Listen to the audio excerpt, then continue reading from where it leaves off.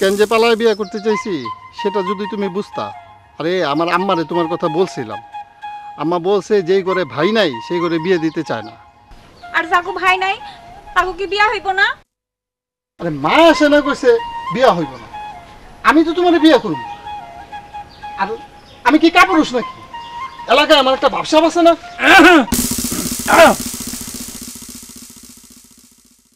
কার ভাবসাব রে? কি কার ভাবসাব? কারে কয়া?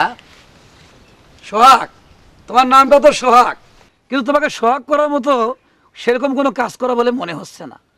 একটা কথা মনে রাখবা সোহাগ, এই পুরো গ্রামে কিন্তু তোমাকে আইডল হিসেবে সবাই দেখতে চায়, আমিও চাই। আমি আজবাদ কাল তো বিদেশে যাইতেছি, তুমি জানো, ভিসা পাসপোর্ট সবই কমপ্লিট। তুমি যদি রাস্তাঘাটে এগুলো করো বা এরকম করে ড্যাং ড্যাং করে ঘুরে বেড়াও, সেটা কিন্তু ভালো না। আমি আশা করে আছি তুমি গ্রামটা দেখে শুনে রাখবা, বড় ভাই ছোট ভাইদেরকে। না বড় ভাই, ও ইংলিশ বুঝে না, কয়দিন যাবত কইতাছিল, যাইতে পথে একটু ইংলিশ শিখাইতে চাইছিলাম। না ঠিক আছে, ইংরেজি পড়াও ঠিক আছে, কিন্তু রাস্তাঘাটে যাও, যাও তুমি যাও। আসসালামু আলাইকুম। ঠিক আছে যাও। এই তুমি কই যাও না? তোমার সাথে তো কিছু কথা ছিল আর কি। এই চঞ্চল, সিদ্দিক, ওই জানা তোরা সামনে যা, আমি আইতেছি। যা যা। তুমি কই যাচ্ছ? তোমার সাথে তো আমার কিছু পার্সোনাল কথা ছিল আর কি। না, কথা হচ্ছে যে ময়না, যে তুমি তো একটা বড় ফ্যামিলির একটা মেয়ে, তাই না?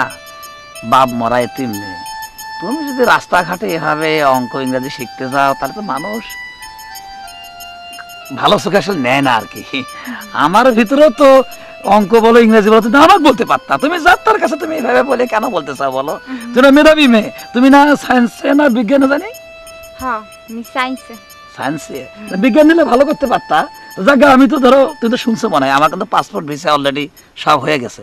আপাতত মানে ট্রেনিং পিরিয়ড 2 লাখ করে বেতন আর কি। তার পরবর্তী কয়েক মাস থেকে আবার 4 লাখ করে হয়ে যাবে। 2 বছরের পরে কিন্তু আমি ব্যাক করতেছি। তা যে জিনিসটা ধরো যে সত্য তোমাকে বলতে পারিনি আসলে, একদিন বলবো ঠিক করছি আর কি। তুমি আমার চোখের ভাষা বোঝো কিনা আসলে? এখন যাই না, একটু চোখটাতে দেখা বলো যে চোখের ভাষা কি। আরেকদিন জ্ঞান দিয়েন। এখন যাই। হ্যাঁ আচ্ছা ঠিক আছে, যাও। আচ্ছা ভাই। আচ্ছা ঠিক আছে, ঠিক আছে। আমি কিন্তু বিদেশে যাচ্ছি, বুঝছো না? হ্যাঁ হ্যাঁ বুঝছি। কইতেছে যে অনেক কথা। ওই বিষয়টা হলো যে চাষির, চাষির আবার কি হলো ভাই? এর কিছু নাই, ওইছে আমার চাষি তো আমার পছন্দই করে না, মানে ওইরকম ভাবে আমার নেয়ও না। আমি বাড়িতে গেলে আমার সাথে দেখা করতে চাই না। আর করিমটা তো ঠিকই খুব পছন্দ করে।